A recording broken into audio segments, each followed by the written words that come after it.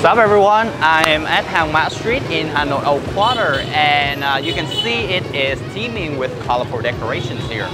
Why? Because in a month from now we are going to have one of the biggest festival of the year, which is Mid-Autumn Festival. And in light of this amazing event, I'm going to discover the topic of festival on today IELTS Speaking Part 1, and I want you guys to join me. So let's go!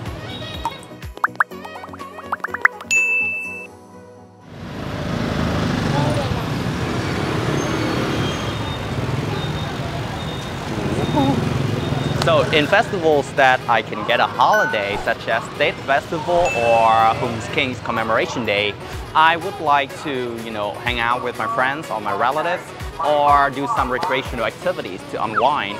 But for festivals that I can't get any days off, like Mid-Autumn Festival, then I would just wander around the street to be immersed in the festive atmosphere and also enjoy as much food as possible.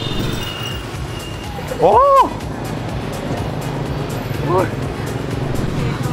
Oh!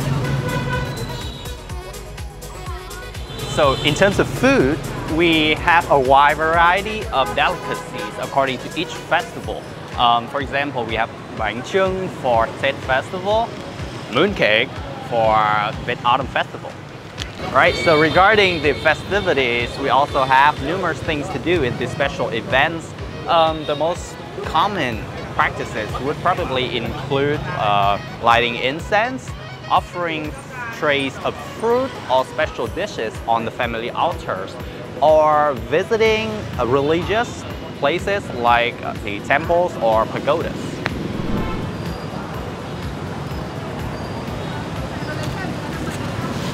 Okay, so as I mentioned before, Vietnamese people have a lot of ways to celebrate our festivals, especially spring ones, because they usually coincide with the biggest occasion of the year, the Lunar New Year.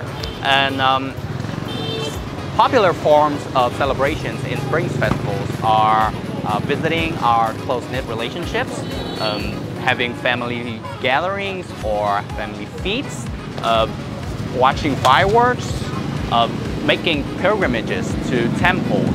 And I myself enjoy all of these festivities, and I also like strolling around the streets to be engrossed in the cozy and blissful atmosphere of the festivals.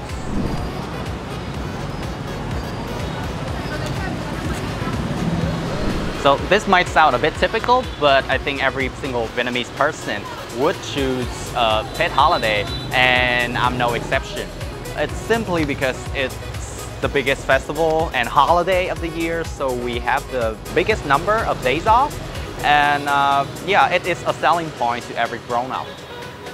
Also, apart from that, I think I really love this, endearing and intimate feeling of family gatherings, so it kind of evokes a sense of nostalgic feeling and a desire to be our loved one when this occasion comes.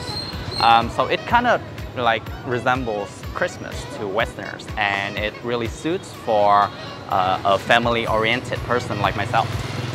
Và đó là sample cho câu trả lời trong phần IELTS Speaking Part 1 chủ đề về festival của mình. Hy vọng mọi người đã tìm hiểu được những thông tin hữu ích cho các bạn trong quá trình học và ôn luyện IELTS. Trong tháng 9 tới, ngoài lễ hội Trung Thu thì chúng ta sẽ còn một sự kiện về IELTS cực kỳ lớn, đó là IELTS Expo. Và thông tin chi tiết về event này các bạn có tìm hiểu tại đây nhé.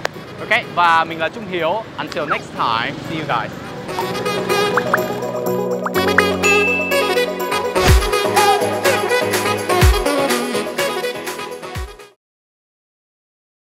Một thế à?